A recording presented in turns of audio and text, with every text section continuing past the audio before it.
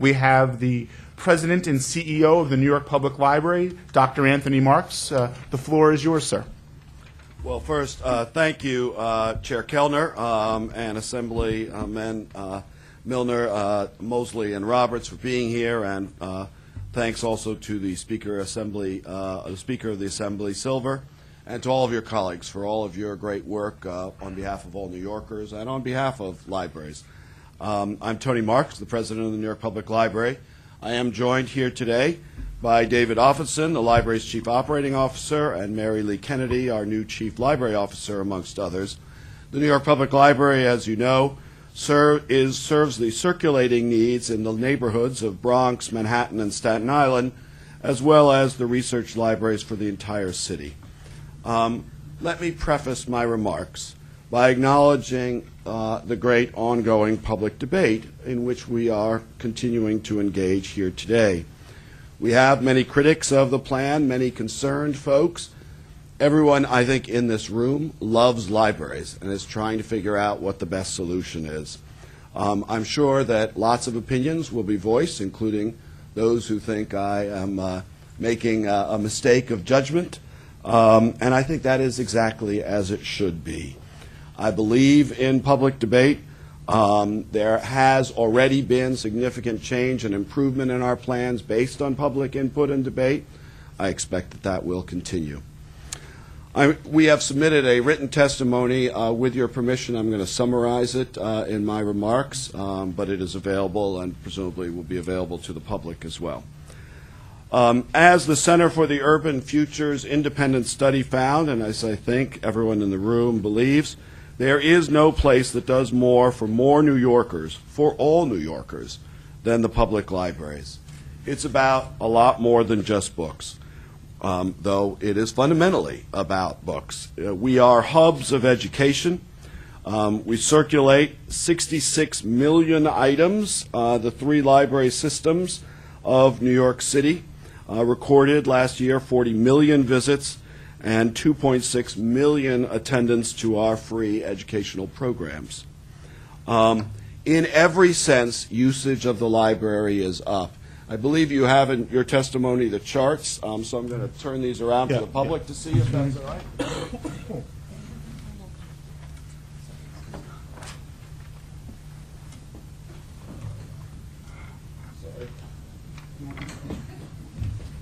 Dr. Marx, why don't you sit down? We'll have this.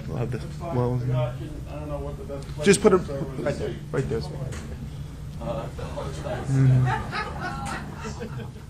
There's a column in the way. Anyway, what the chart shows is... Dr. Marx, we can't hear you if you're not on the microphone. Sorry. I apologize. What the chart shows is that program attendance is up since '08 in the last 5 years by 113%. Thank you. Not everybody's thank you, but... and in those years, circulation is up 77% to 28 million items. This is just at the New York Public. And the library visits are up 31%. That's 18 million. So people are using the library more than ever at a moment when, you know, some wags have suggested that libraries are going out of business or that everything's online and people don't need physical spaces. People rely on us to be able to read. In particular, children and teens often have no place else to come to the library. Immigrants, I think, feel more welcome in the library than any place else. Seniors, we serve the poorest of New York. Something like a third of New Yorkers at the bottom of the economy don't have computers at home or broadband at home.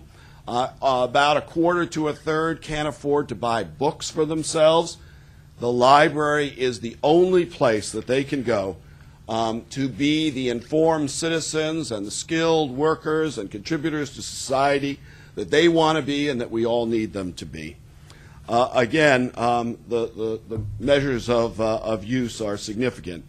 Of course, we're also living through a digital revolution, and that means our provision of computers is all the more important Today, you cannot even apply for a job often without having access to a computer.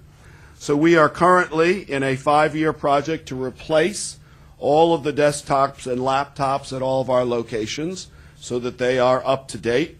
This is a $15 million project with city and federal government support as well as private support. In addition to longer hours, I should say, more computers is the top request of our patrons when we survey them. We're also conscious of the need, obviously, to maintain our physical collections of books in the circulating libraries and in the research libraries. They are crucial resources. I love physical books. That's what I read. But we have to be mindful that more and more people are reading digitally, and the New York Public Library was proud to take a leading role in negotiating with all of the big 6 major publishers so that, in effect, the entire corpus of commercial books would be available through libraries to be lent for free, so that people could borrow them for free.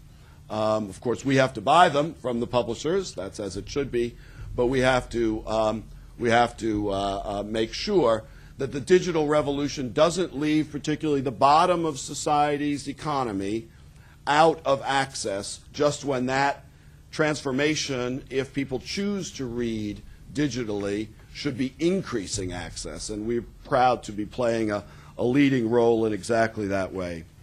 The library is, of course, challenged with aging and, in some cases, failing infrastructure, as many of you have already noted.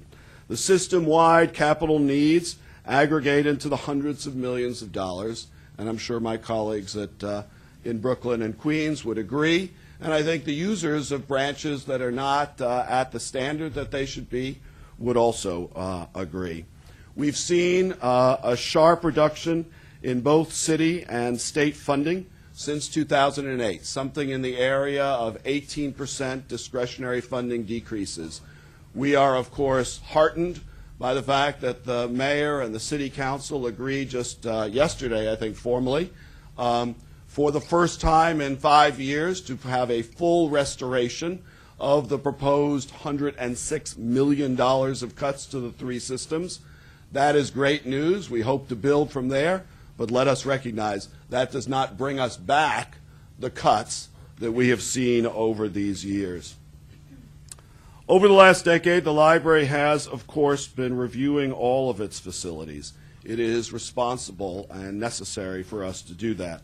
And basically what we found is that many required modernization, of course, and that many had far too much space allocated to non-public use. So we tried to think, so this coincided, let me be clear, with, given those budget cuts, a reduction by about 400 to 500 of our staff. We were able, amazingly in my view, to manage those cuts without any reduction of hours or closing any branches. But that meant we had less need for back office for places for those people to work because we were finding a way, we were forced to find a way to be efficient without that staff. That meant we had to think about how to allocate our resources better. And if I could turn your attention to the second chart, and I apologize that my eyes are not good enough.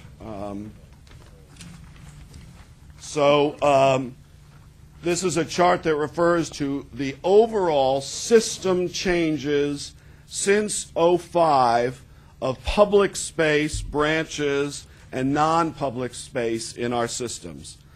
What I want to draw your attention to, this is the macro story of the New York Public Library in terms of square footage. So the first thing to notice before square footage is that since '05, we have increased from 86 branches today to 88 branches, I believe it is. Will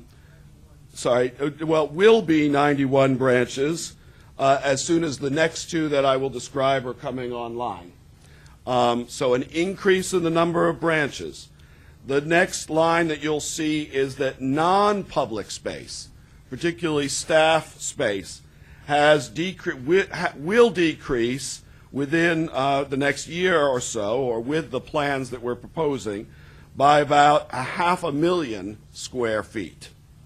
Meanwhile, the public space, the space where people can browse for books, the circulating collection, sit, read, use our computers, do all the great work of the library, will increase by roughly 91,000 square feet.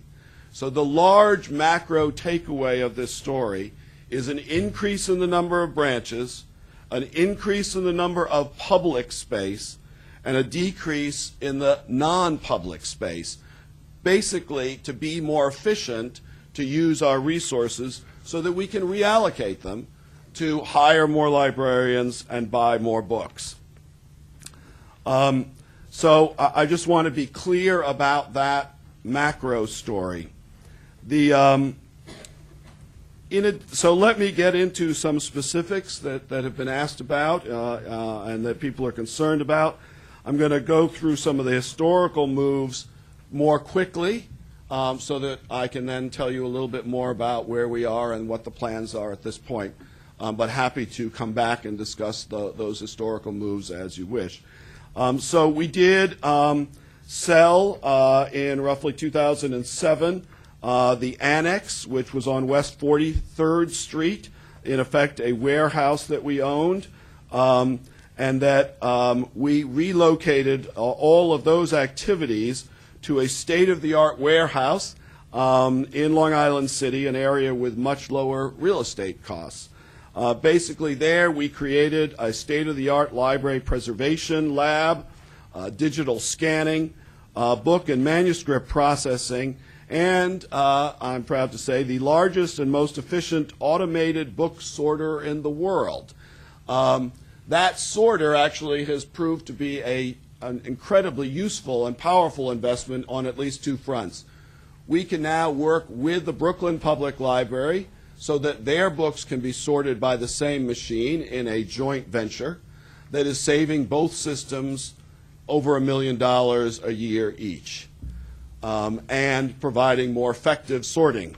In addition, the capacity of that machine made it possible for us to offer to sort and provide and bring to every school student in New York in their school, to every teacher in their public school, will now be able to request from computers in the public school libraries any one of the three systems' 17 million circulating books and have those delivered right to them, going through this sorting machine. So that's an example of a wise investment that makes it possible for all the public school students and teachers and librarians to no longer rely on the 10,000 books they might be lucky enough to have in their local school library, but to augment that with the selection from the 17 million delivered to them.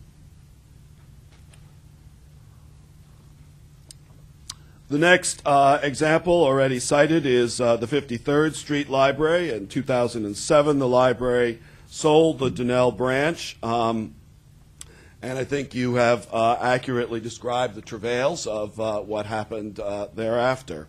Let me just say personally, I think lessons have been learned from that. The concern of that neighborhood, for instance, and of people who came to the Donnell, of a beloved facility that has been closed for much longer than any of us could have envisioned.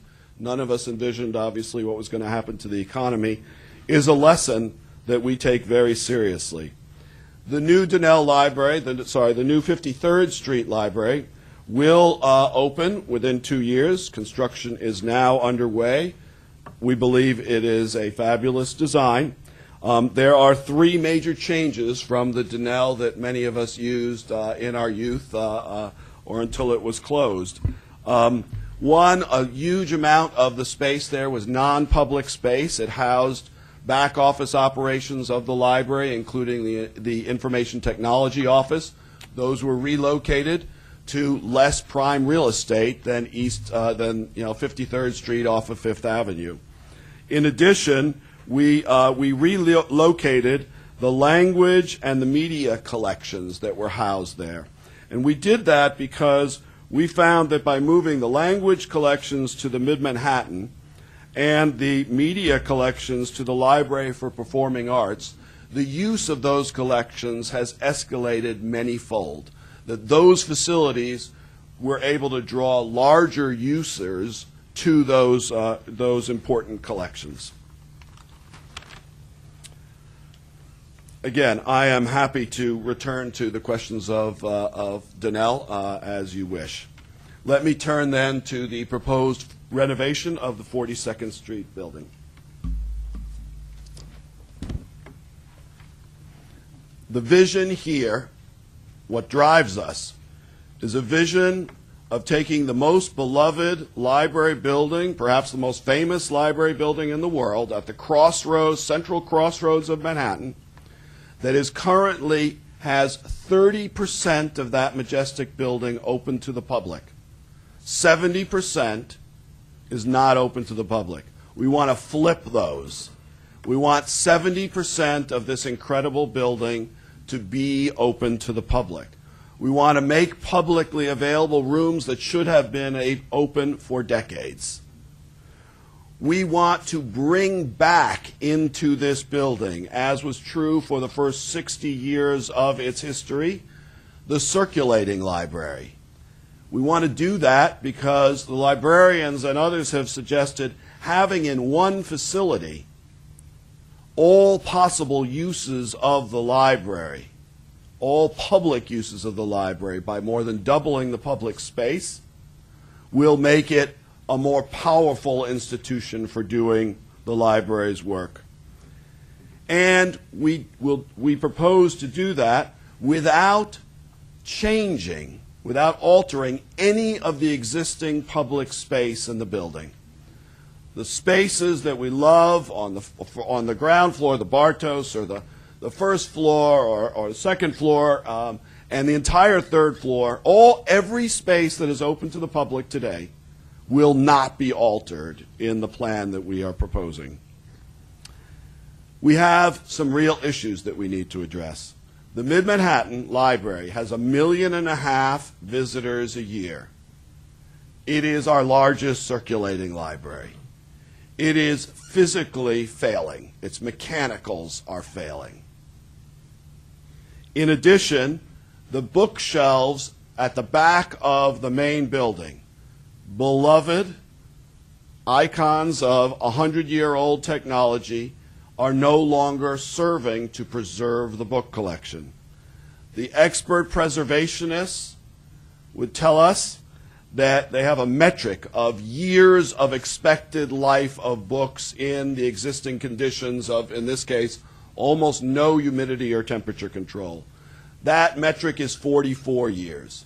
In our state-of-the-art preservation off-site, or the one we propose to build on-site under Bryant Park, it's 5 to 6 times that, meaning the books are rotting at 5 times the rate that proper preservation should ensure, and that leaves aside the fact that those stacks are not fireproof by modern standards, and because they support the main reading room and therefore the building, that has to be of serious concern.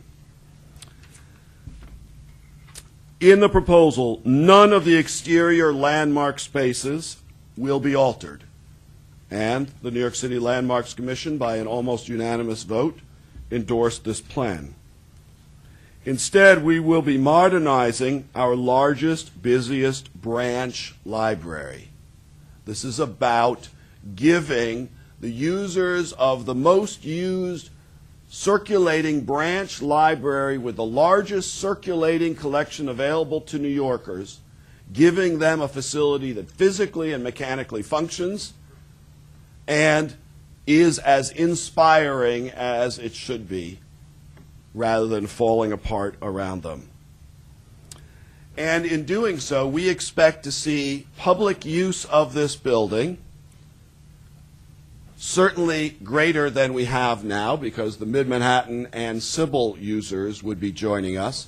It is interesting to note, as a piece of history, that would restore the number of people using this building that we saw in the 1930s, 40s, 50s, and 60s,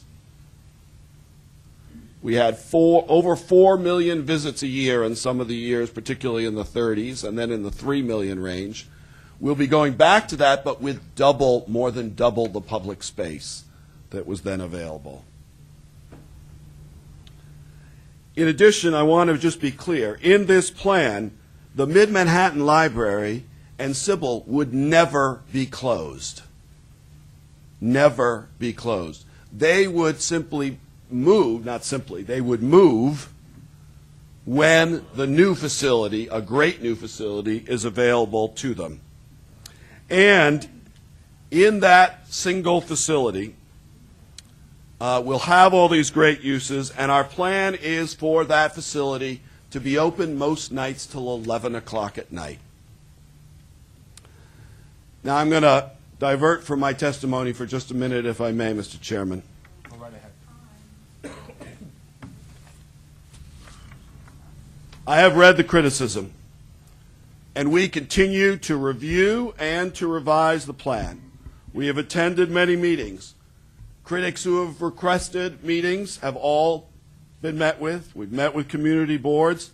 The result has already been to change the plan for the better. The shift of the plan to send the majority of the research collection now in the stacks to off-site storage was changed by adding space for another 1.5 million volumes under Bryant Park. Construction on that facility will begin shortly. Meanwhile, the books have all been barcoded for the first time so that we can improve delivery wherever they are.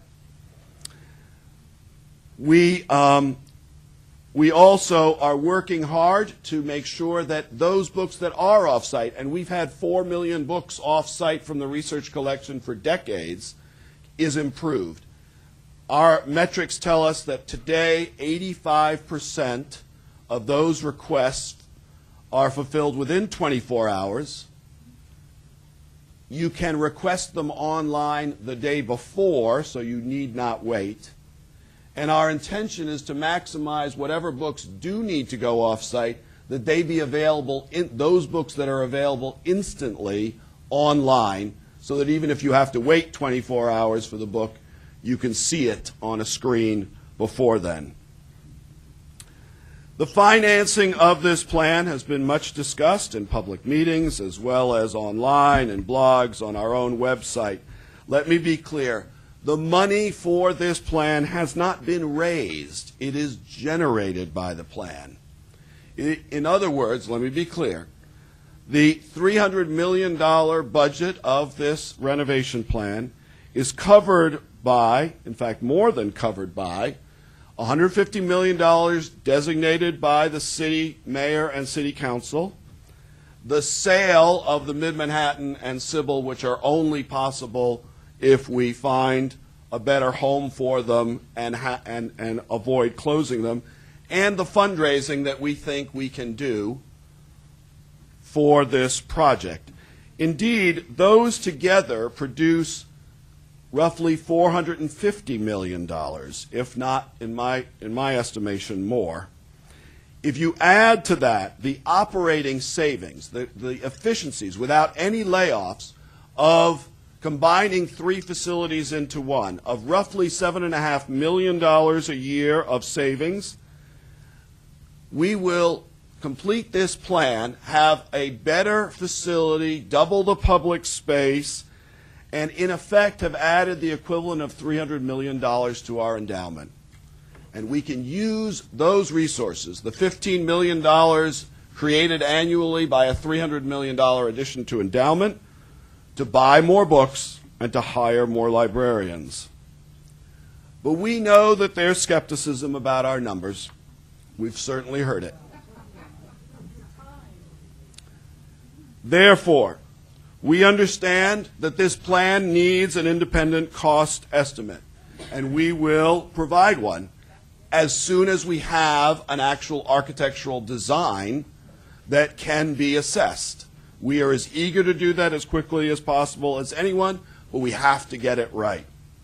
We also understand the public interest in having a cost estimate done by independent actors of what it would instead cost to make the current stacks work at state-of-the-art preservation, or for that matter, to renovate the current Mid-Manhattan on site. We are continuing to listen. We will provide that information.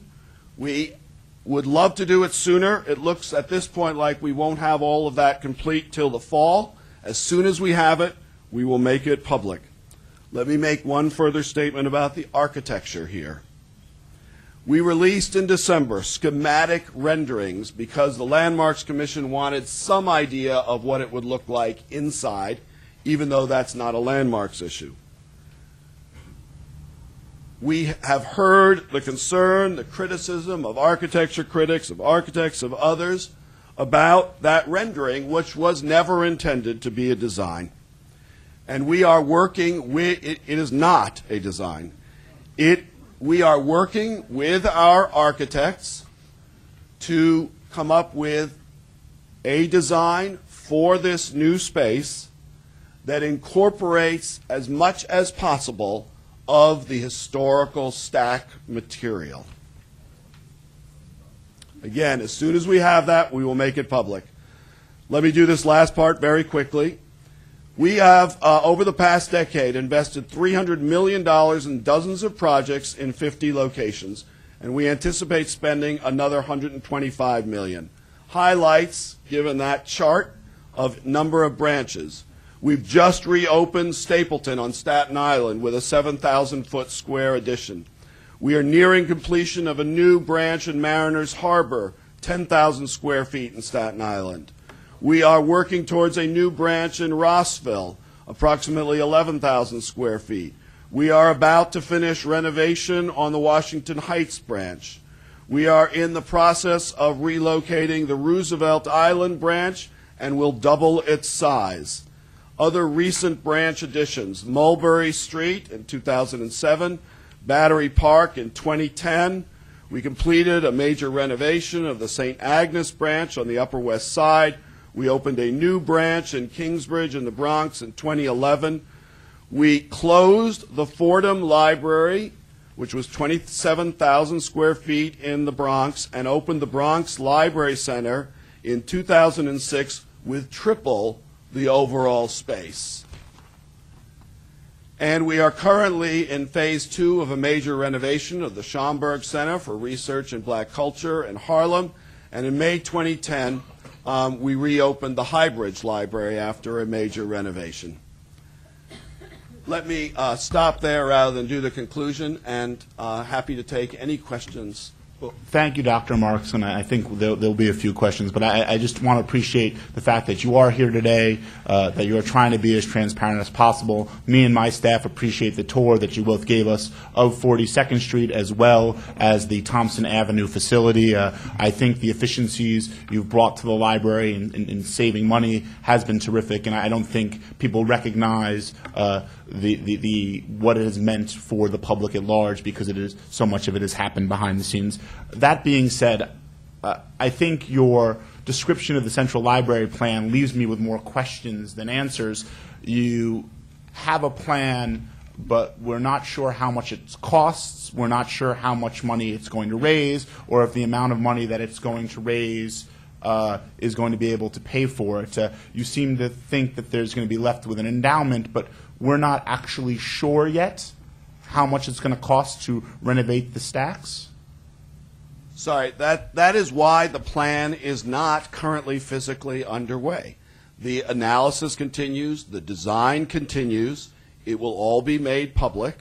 I am committed to that, so that we can all do the analysis of those numbers. That said, let me be very clear. It's not as though the status quo is sustainable in our view, right? It's not as though simply staying put is plausible for two main reasons. One, the Mid-Manhattan Library has to be physically renovated. And we are concerned, especially after the experience of Donnell, about any proposal that would have it close for 2 years to renovate it. But we're getting price estimates on what our options are. we are also concerned about the core of the research collection, that part that is most used, which is why it has been housed on-site rather than sent decades ago to off-site, is in jeopardy, physical jeopardy. And so we have to, as responsible librarians, as responsible citizens, we have to find solutions to those two problems. So if we don't have a design yet and we don't know a cost, why has NYPL applied for and been granted building permits? So the excuse me, everybody. We're not going to cheer. We're going to let Dr. Marx answer the question. The building permits that were applied for were for preliminary or what we call preparatory work. They do not require that this project happen. They are mechanical projects that we need to do. We applied for them admittedly in advance because they take some time to get, and they are then available to be used or not used for up to 2 years. We have not applied for a building permit to begin any demolition work anywhere in the building. And we will not apply for such permits until not only that we have all this plan and analysis and that we have made it public. So does your architect have a feasible plan to actually be able to demolish the stacks and replace it with a lending library while holding up the Rose Reading Room at this time? Yes. So that part actually is particularly within the expertise of Millman and Associates, a structural engineering firm generally considered to be the best in the world. These are the folks who built an entire new concert hall underneath Carnegie Hall while Carnegie Hall remained open and performances happening in it, is currently producing, I think it's 2 stories under City Hall, just across the street here, while City Hall above continues to be open for operation. And they have a structural plan that makes sure that the building is secure, and that the load that currently is held up by the stacks is transferred to what we believe will be an even stronger system or a comparable system without, and we will not, of course, remove any of the existing supports as a matter of structural engineering until the additional new supports have been constructed within that space. So what is the cost estimate on that to be able to complete? Let's say that plan is the plan that moves forward. The stacks are going to be demolished. What is the plan to do that structural engineering so that this could then be transformed into a lending library?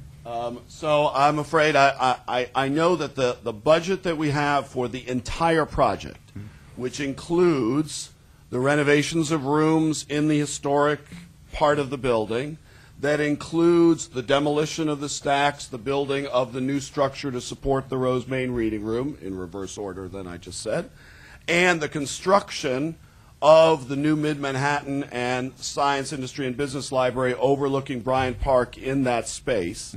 All of that, plus the additional book storage that we've had to add off-site, is still the $300 million figure. As soon, again, we cannot revise that accurately, and we do not want to be inaccurate here, until we have an architectural drawing of what that new space inside the current stacks would look like. As I've said, hopefully using as much of the current stacks as possible. And as soon as we have that design and the cost estimate, again, we will make that public. And so you're expecting a minimum of $150 million from the sale of Sybil and Mid-Manhattan and $150 million from the city? Actually, we believe that the $150 million from the city is what is in the capital budget. The city, there is an absolute commitment, a contractual agreement, that whatever the cost, the city will not pay more than $150 million for this. I should point out that I was not part of those negotiations. We are grateful for that contribution to the library.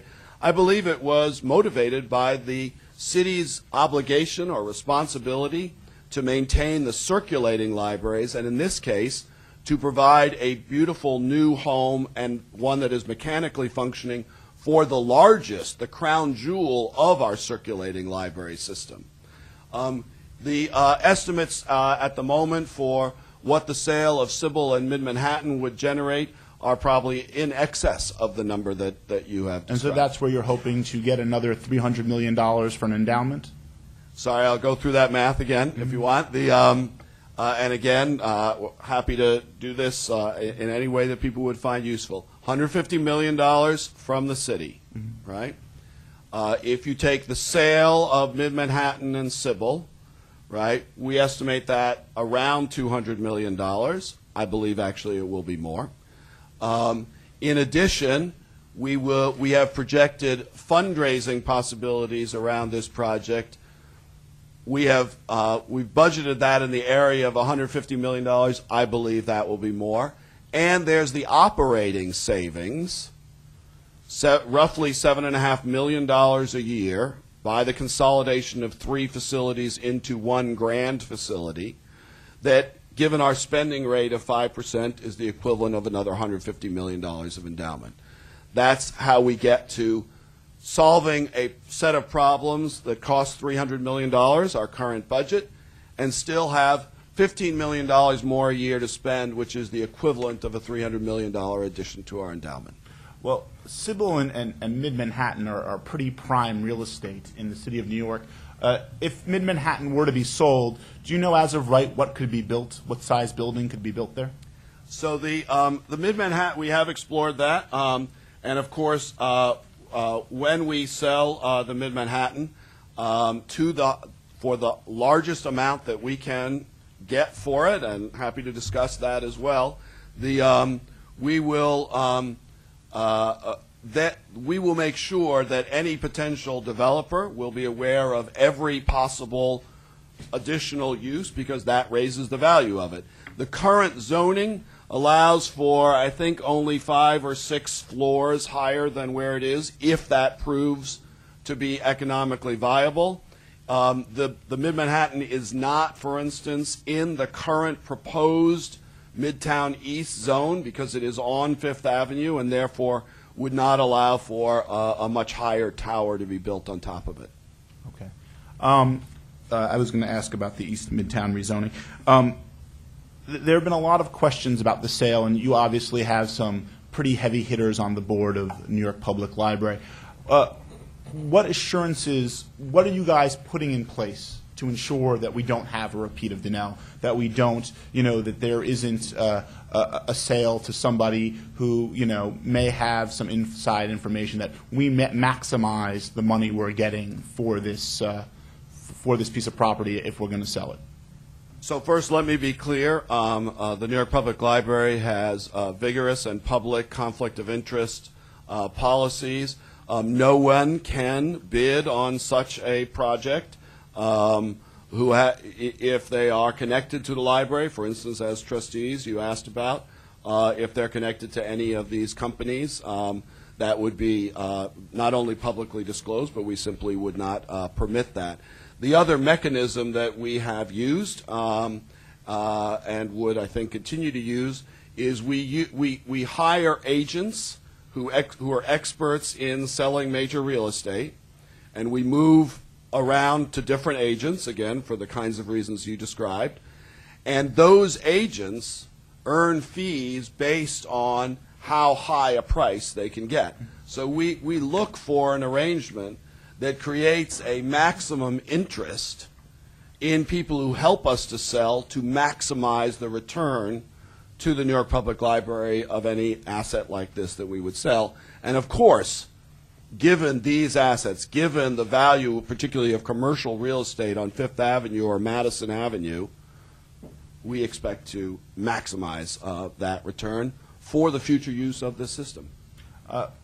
Sort of just to follow up on the sort of land use aspect of this, I could see as one scenario a developer trying to lowball the public library because of the FAR and because it's not in the East Midtown rezoning. Would you lobby on behalf of a developer who wanted to build a larger building in exchange for paying more money for the building. I mean, these are, Donnell was prime real estate. This is prime real estate. The idea that you're only going to be able to get $200 million, I think that's even a low number. I mean, we've seen buildings in the same area sell for billions of dollars. And, the idea of a $300 million endowment for the library is nice, but if you're going to sell one building, I would hope this would be the last building you have to sell, and that it gives you enough money to then in the future be able to acquire buildings. So I just want to make sure I would agree with that, Mr. Chairman. Everything that you just said. We want to maximize this. We have already discussed with City Hall whether it would be possible to rezone Mid-Manhattan to maximize its potential development. Whoever developed it, us or somebody else, that is not proving to be possible at this juncture. Whenever we sold that property, we would be doing everything we can to maximize its value. And I agree, it should be worth more than we are currently estimating, which makes the project financially more attractive because, again, remember, we're solving the Mid-Manhattan problem without closing it, and we're solving the book preservation problem, and we're maximizing the use of this beloved building. Those programmatic issues, keeping it open till 11 o'clock, hiring more librarians, buying more collections and books, those programmatic arguments, the serving the citizens, are the driving force of what we're after. But, of course, we need to maximize the financial benefits to the system so that we can meet programmatic needs. Well, what I would caution is, there's only a few months left in this administration's term. I wouldn't rush to sell a building when there may be a more amicable administration coming in the future. We are not rushing. We will get this right for exactly the reasons that everyone in this room is concerned. We will take the time it's needed to do the analysis, to get the design that we think is appropriate for this incredible building. And then, assuming we move past that stage, the sale of the building the timing of that can be determined not only by who the mayor is and city council and what is negotiated to maximize possibilities, but also there has to be some timing of the market of when we believe commercial real estate of this sort will be worth its most, because we don't have to sell it until we have the new facility available for the patrons of Mid-Manhattan and Sybil to use. So one last question on the real estate aspect, and that is are these the only two buildings NYPL is looking to sell? Are we not going to hear 8 months down the road there's another building, there's another facility that they're now looking to sell? Can you assure the public that for the foreseeable future these are the only two pieces of property that NYPL is looking to sell? Absolutely, Mr. Chairman. Moving back to sort of the structure of the stacks for a moment, you pointed out that the city's Landmarks Commission gave you guys the okay, but the State Historic Preservation Office, which oversees the interior of the building, stated that the demolition of the stacks would have a adverse impact to the building's historic nature. What are you doing to allay SHPO's fears? What are you doing if this plan were to move forward? What are you doing to preserve the stacks in some form? So first, we are working with SHPO. They recently sent a document requesting some of the kinds of information that we're talking about here today, which we have just or will in the next 24 hours send to them. I believe we have a site visit as well coming up in 2 weeks. We are working with SHPO, of course, in every way and cooperating in every way and providing them whatever information they seek. Again, I'll just reiterate, we have instructed the architect in a way that the schematic renderings did not suggest, that we should maximize the use of the historical stacks where they are, to be respectful of their history. They would shift from being closed research stacks to being public circulating stacks. The public would get to see them and enjoy them for the first time. They've been closed to the public for 100 years. It will not be a replica of the existing stacks, which are dense book storage. There are no code possibilities there of simply leaving the stacks as they are and opening to the public. That is not legally possible. In addition, we have the preservation concerns.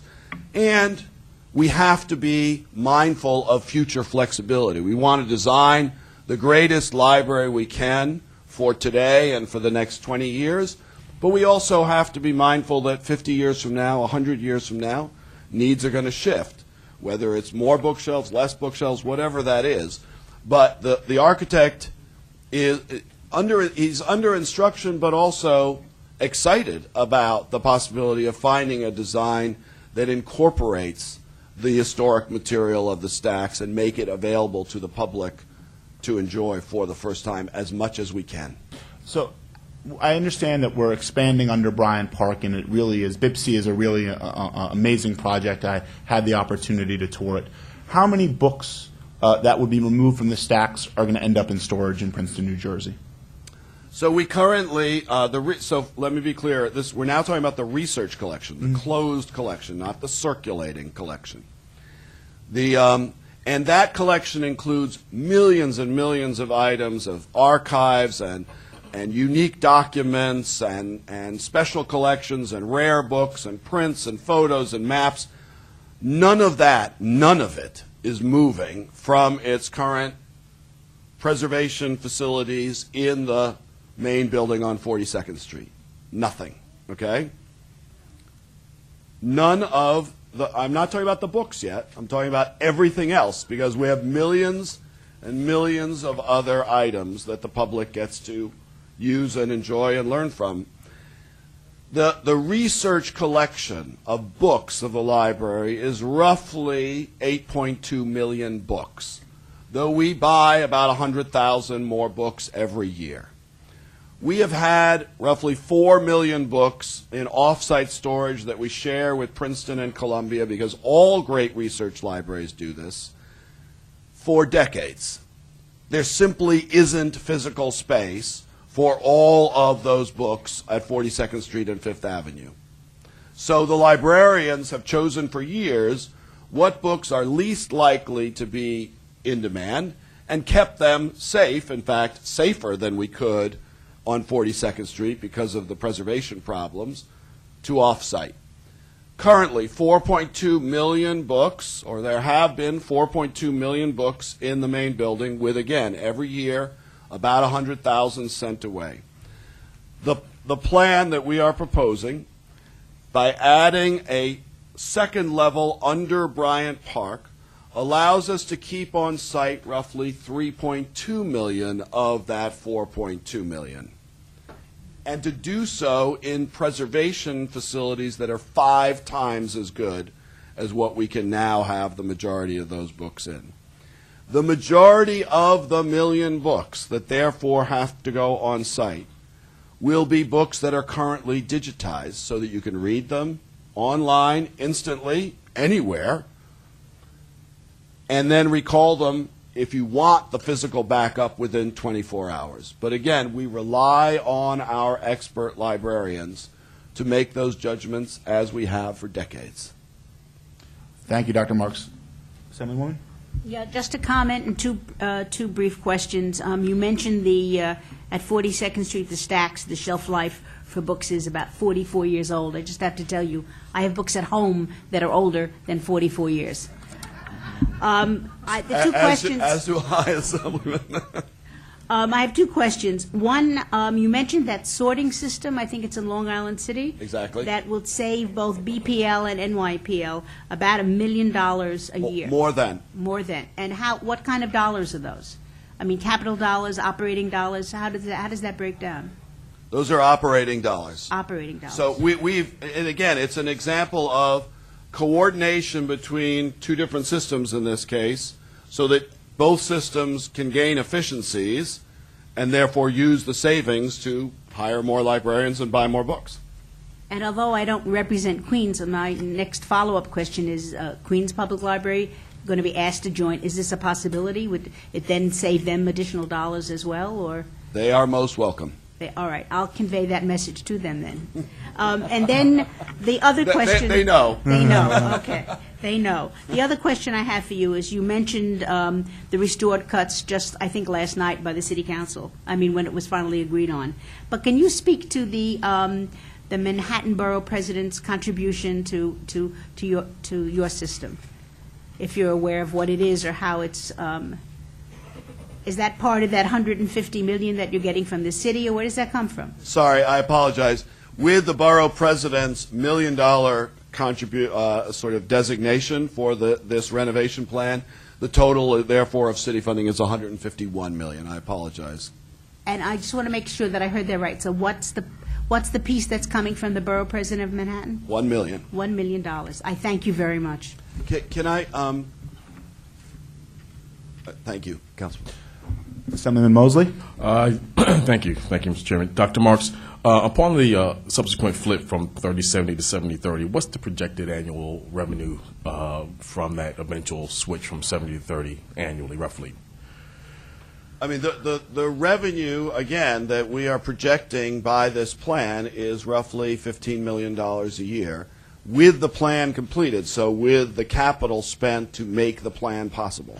Now, this is not a question, it's more so a comment. You know, I sit on another committee where we have an issue with what appears to be a land grab by this administration at the very final, the 24th hour. And although I know you don't think that this might be the case and that this is being driven by other factors, we do believe, many New Yorkers, many of my constituents believe that this is being driven by the mayor to make a one last stance to ingratiate other people who will do this at the detriment of all New Yorkers throughout the 5 boroughs. So I'm clear on what you're doing. I understand why you have to do it, but also taking into account that this can't only be driven by economic forces. This has to be driven by the needs and the desires of all New Yorkers throughout the 5 boroughs, and not just concentrated on one particular borough in one particular area. So just be mindful of that, because going forward, and when this mayor leaves, and eventually he will leave, not soon enough, Assemblyman, not soon enough. That the next mayor, whoever he or she may be, has to take on this mantle, and that he can't or she can't be left with a scenario where they look back and they say, you know what, this plan is flawed, this plan needs to be restructured, and this plan needs to be reintroduced. Because right now, if we do not do this, this is only a waste of time, a waste of resources, and a waste of manpower that could have been used in a much better way. So thank you again, Dr. Marx, for your testimony. I look forward to everyone else's testimony. May I, Assemblyman, thank you. I agree. We have to make sure that we get this right, and we should take whatever time it takes for that to be the case. Let me just say that I look forward to working with the next administration, in particular, mindful of how the New York Public Library can do even more to serve the needs in the neighborhoods of New York. So let me be very clear about that for just a minute. We're the leading free provider of English language instruction in this city after the public school system. But we turn away tens of thousands, if not 100,000 people a year. We've doubled our provision, despite the budget cuts, in the last 6 months, and we aim to go tenfold increase. We are the leading free provider of basic computer skills training in this town for free. We turn away tens of thousands of people. We've tripled that number in the last 9 months, despite the budget cuts. We aim to go sixfold increase with that investment in more computers that I described. We every day in just the New York Public Library's branches, 30,000 kids or so come, and they're safe, often because their parents aren't coming home from work until 6 or 7 o'clock.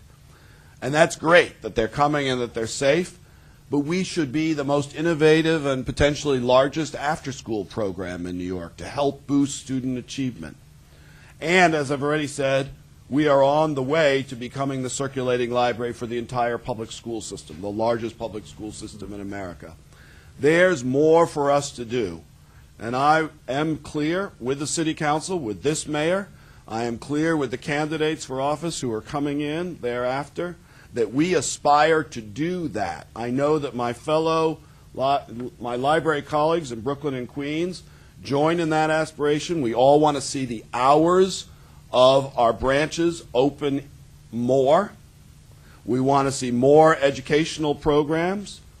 We want to have a reasonable baseline of public support from the city so that we can raise non-city funds, private funds, federal, state, whatever it is, to be able to do more for New Yorkers. We are very clear that that chart about how much people rely on us and need us, particularly the most vulnerable in society, is a mandate for us to do more.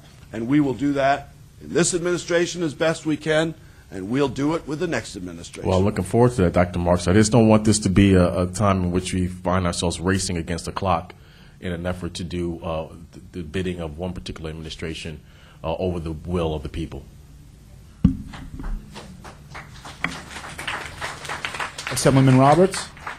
Yes, I just want to make a quick statement that I'm sure you can understand. With 50 speakers today, I think all my questions that I will have will be answered by one of them. Thank you. So I will be withdrawing from making any statements. Thank you. Thank you, Assemblyman Roberts. Next we have Linda E. Johnson, President and CEO of the Brooklyn Public Library. Thank you.